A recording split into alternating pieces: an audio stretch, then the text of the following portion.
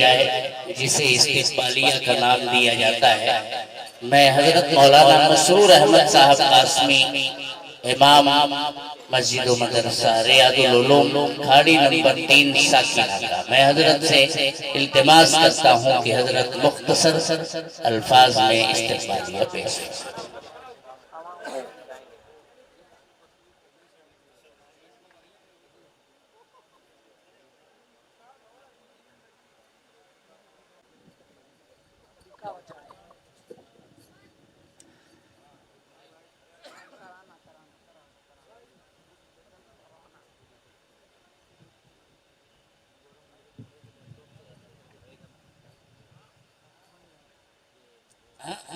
نہیں حضرت سے میں نے گزارش کرتی ہے زبانی پیش کریں وہ پڑھنے کے لیے لینے ایسے ہی استقبالیہ ہو گیا۔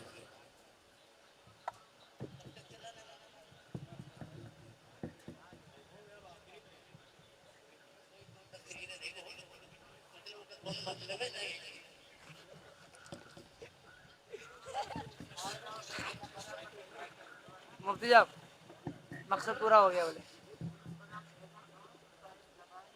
السلام علیکم ورحمۃ اللہ وبرکاتہ۔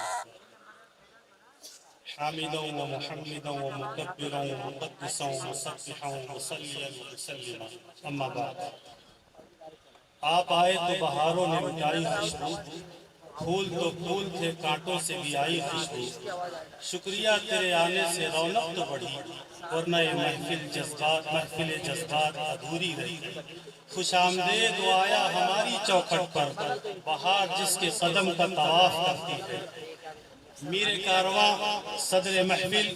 مہمانان ذی وقار، معزز علماء کرام و دانشوران قوم اور حاضرین جلسہ، امیر جمع ہے احباب حال دل کہنے، پھر یہ التفات دل دوستاں رہے نہ رہے۔ سب سے پہلے ہم خدام دارالعلوم رشیدیہ نائیگاں پال گھر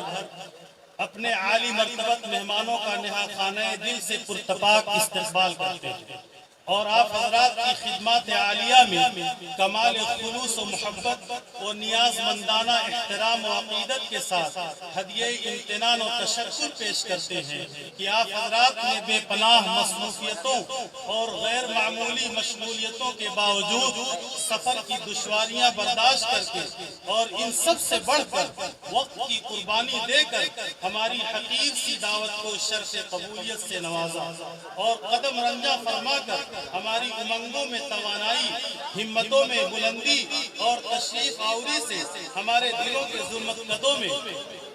چراغ روشن ہو گئے اور تمناؤں کے ایرانوں میں اتنے رنگین پھول کھل اٹھے جو نظر کی تنگ دامانی کا گلہ کر رہے ہیں۔ دامان نگہ تنگ وہ گلے حسن بسیار۔ اس پر مسرت موقع پر ہم آپ حضرات کے بے حد ممنون و مشکور اور نشہ مسرت میں مخمور ہیں اور ہمارے قلوب جن عقیدت و محبت کے جذبات سے معمور ہیں ان کے اظہار کے لیے غالب کے اس شعر میں تشنگی محسوس کر رہے ہیں۔ وہ آئیں ہمارے گھر خدا کی قدرت ہے، کبھی ہم ان کو کبھی اپنے گھر کو دیکھتے ہیں، جس کی تلافی کے لیے ہم یہ کہنے پر مجبور ہیں کہ نادم ہوا کئی کرم بے حساب سے، خوش آمدید آپ کہاں میرا گھر کہاں۔ یہ درست ہے کہ ہمارے شکر و شکیب کے چند الفاظ آپ حضرات کے بے کرا احسانات کا بدلہ نہیں بن سکتے اور نہ ہی ہمارے بے انتہا عالم اکبر ہے۔ الفاظ کی دنیا چھوٹی سی، مگر ہاں یہ عرض کر دینا شاید بے محل نہ ہوگا کہ ہمارا یہ اعتراف عام رسم و رواج سے قطعی مختلف اور ہر قسم کے تکلفات و تصنع سے اکثر ورا ہے، جس کا اندازہ ہماری بزم کی سادگی سے بخوبی لگایا جا سکتا ہے۔ مہمانان عظیم المرتبت، ہمارے قلوب قدرتی طور پر فخر و مسرت سے لبریز ہیں کہ آپ حضرات ہندوستان کی ممتاز ممتاز شخصیات، علم و عمل کے مجمع البحار، فضل و کمال کے حامل، علم و فن کے ماہر، ملک و ملت کے مقبول خدام، عوام و خواص کے رہنما ہمارے درمیان رونق افروز ہے۔ اس لیے ایسی عظیم ہستیوں کی موجودگی میں ہماری یہ توقع بالکل بجا ہے کہ آج ہمیں وہ روشنی عطا ہوگی جس سے ہم اپنی زندگی کا جائزہ لینے پر مجبور ہوں گے۔ مہمانان اعظام، مدرسہ و مکتب کا وجود مسلم معاشرے کے لیے ریڑھ کی ہڈی کی حیثیت رکھتا ہے۔ جس طرح انسانی جسم کے قیام کا مدار ریڑھ کی ہڈی ہے، اسی طرح مسلم معاشرے میں اسلامی تہذیب و تمدن، اقدار و روایات اور مذہبی تشخصات کے قیام و بقا کا مدار بھی مدارس و مکاتب پر ہے۔ یہ کہنا بالکل وجہ ہے کہ مدرسے دین کے قلعے ہیں، کہ انہی قلعوں میں ان جانوں کی آبیاری کی جاتی ہے جو وقت پڑنے پر دین کی حفاظت کا علم بلند کرتے ہیں۔ سقوط سلطنت مغلیہ کے بعد بر صغیر میں جو اسلامی چہل پہل نظر آ رہی ہے اور مسلمان اپنی اسلامی شناخت خواہ مدنی میں صحیح کے ساتھ زندہ ہے، تو یہ انہی مدرسوں کی بدولت ہے۔ بقول ڈاکٹر علامہ اقبال، اگر یہ مدارس اور مکاتب نہ ہوتے تو سوائے جامع مسجد، لال قلعہ اور تاج محل کے کوئی اسلامی آثار اور مسلمانوں کے نشان ہندوستان میں موجود نہ ہوتے۔ حضرات گرامی قدر، یہ خوبصورت اور حسین پنڈال، آپ حضرات کی تشریف آوری کا ایک پر نور اور دلکش منظر، سامنے بیٹھے معصوم بچوں کے چہروں کی چمک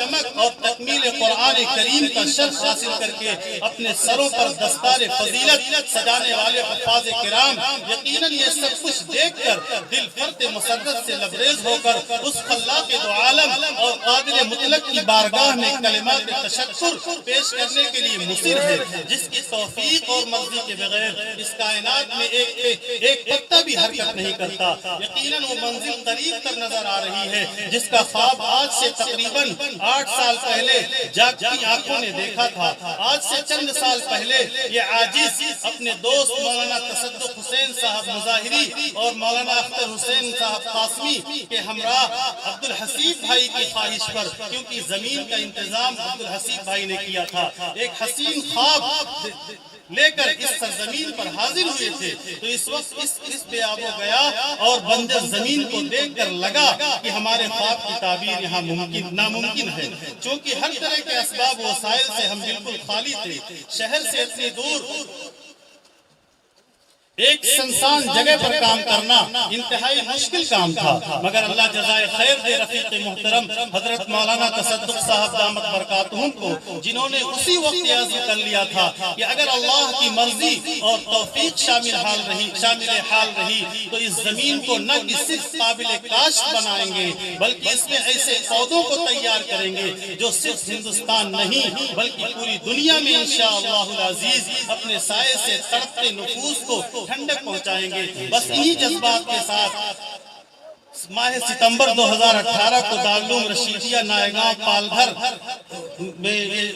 پال گھر وسیع چمن بنانے کا فیصلہ کیا گیا۔ اس اجلاس کے مقرر خصوصی حضرت مولانا مصلح الدین صاحب قاسمی استاذ دارالعلوم دیوبند کے ہاتھوں اس ادارے کی بنیاد رکھی گئی اور حضرت کو ادارے کی سرپرستی کی درخواست کی گئی، جس کو حضرت نے قبول فرمایا اور آج تک آپ ہی کے سرپرستی میں یہ ترقی کے منازل طے کر رہا ہے۔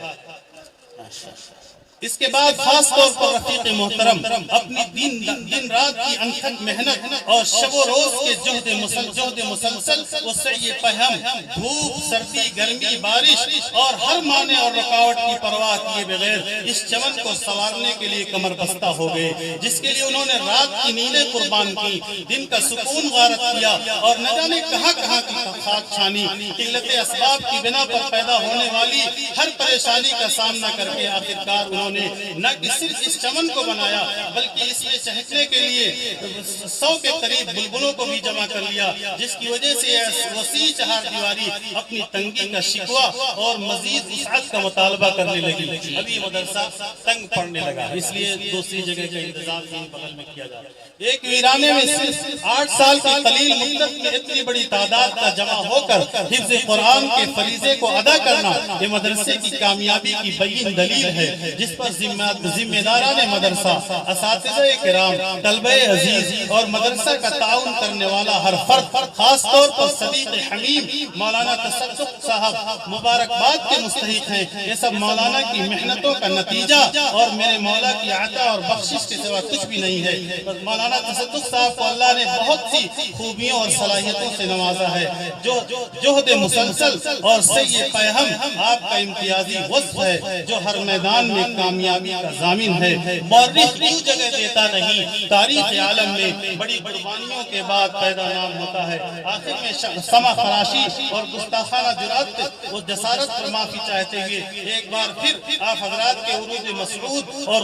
قدوم میمنت پر اپنے دل کی گہرائیوں سے پرتپاک خیر مقدم کرتے ہوئے شکر سپاس کی حسین سوغات پیش کرتے ہیں، جہاں آپ عظیم شخصیات کے لیے عزت و عظمت، رفعت و محبت، احترام و عقیدت اور نیازمندی کے بے شمار جذبات موجزن ہیں، اور اس شعر کے ساتھ اپنی خوشی و مسرت کے جذبات کو روکنے کی کوشش کرتے ہیں کہ شکرانہ پیش ہے حضوری میں آپ کے، اے کاش روز آئیں یہ موسم بہار کے۔ السلام علیکم ورحمۃ اللہ۔ بہت اچھا، زبردست۔